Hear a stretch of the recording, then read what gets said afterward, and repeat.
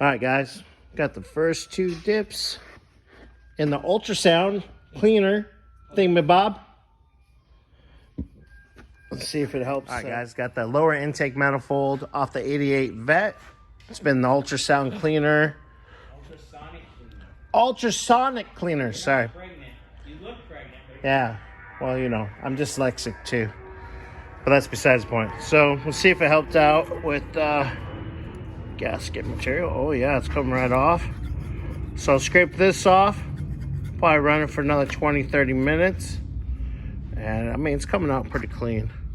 A couple spots, I gotta scrub that spot. A couple spots over here. Not too shabby, but it'll come nice and clean. Be ready to go. Can't wait.